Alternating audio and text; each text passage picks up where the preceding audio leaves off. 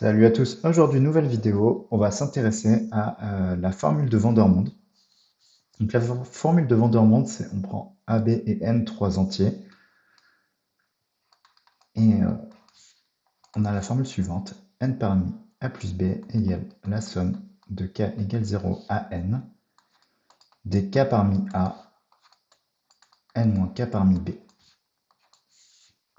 Avec l'hypothèse suivante qui nous permet, sinon on n'aurait que des éléments nuls, N plus petit que A plus B. On va faire deux démonstrations. La première, elle va être par le calcul, et la deuxième, ça va être du dénombrement. Cette formule, c'est intéressant de la connaître parce que elle peut être utilisée dans certaines démonstrations, notamment utilisant du dénombrement. On va considérer, pour cette première démonstration, P de x égale 1 plus x puissance a plus b. Ce qu'on notera, c'est qu'on peut écrire ça 1 plus x puissance a, 1 plus x puissance b. Ça va nous servir parce qu'on va écrire ce polynôme de deux manières différentes. Donc d'un côté, 1 plus x puissance a plus b, eh bien, c'est la somme de k égale 0 à a plus b de k parmi a plus b fois x puissance k. D'autre part, 1 plus x puissance a plus b, bah c'est 1 plus x puissance a fois 1 plus x puissance b. Et ça, c'est la somme de i égale 0 à a des i parmi a x puissance i, facteur de la somme de j égale 0 à b des j parmi b x puissance j. Et du coup, on peut rassembler ces termes-là et écrire ça autrement en disant que c'est la somme de k égale 0 à a plus b de la somme sur les termes i plus j égale k. Et pour l'instant, on ne change rien. I parmi a, x puissance i, j parmi b, x puissance j.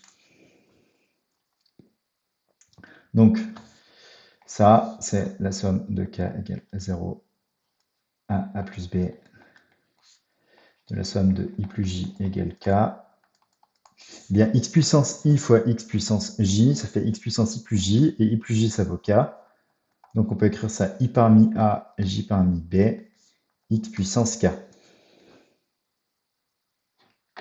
Voilà, ça c'est la première grosse étape. Et après, somme de k égale 0 à a plus b de la somme de sur la somme des i plus j qui valent k.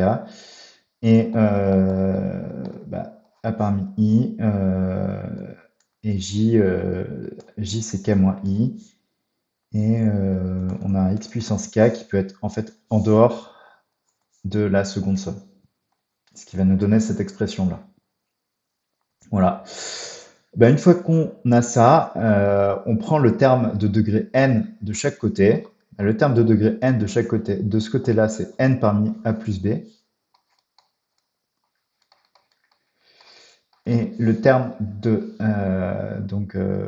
pour k égale pour k qui vaut n, ça fait la somme donc de i plus j égale k, mais du coup cette fois i, on peut le faire varier. D'ailleurs, cette dernière somme-là, au lieu de l'écrire sur i plus j égale k, vu qu'on a fait disparaître le j, on peut directement l'écrire maintenant de i égale 0 à k. Donc ça fait la somme de i égale 0 à n, vu que k c'est n, des i parmi a, k on a dit que c'était n, donc n moins i, parmi b.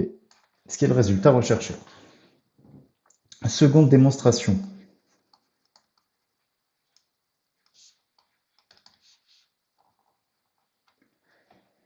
La seconde démonstration, on va faire du dénombrement.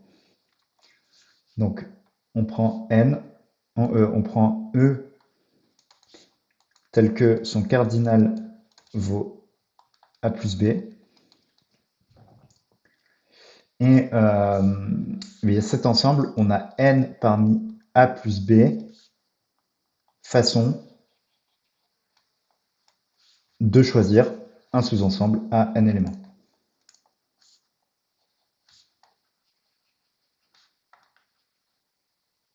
Un sous-ensemble à n éléments.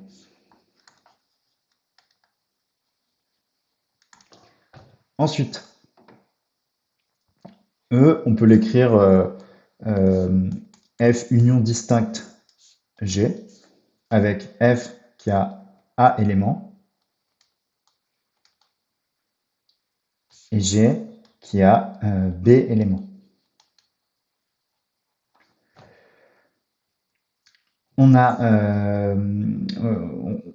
peut supposer qu'on a K éléments dans le premier ensemble, et du coup, on a K parmi A façon de les choisir. Et vu qu'on veut choisir N éléments, il en reste N-K à choisir dans G, qui a B éléments. Voilà. Et maintenant, le K, on l'a choisi arbitrairement, donc on peut le faire varier de 0 à N. Du coup, somme de K égale 0 à N, dK parmi A, N-K parmi B. Et du coup, on a dénombré le même ensemble de manière différente, c'est-à-dire le nombre de sous-ensembles de cardinal n d'un ensemble à A plus B éléments, donc c'est égal à n parmi A plus B. Ce qui conclut cet exercice sur ce qu'on appelle la formule de Vandermonde. Merci d'être arrivé jusqu'au bout. Et si vous n'êtes toujours pas abonné, abonnez-vous parce que j'ai remarqué que beaucoup de gens qui regardaient mes vidéos n'étaient pas abonnés. Donc faites-le. Merci.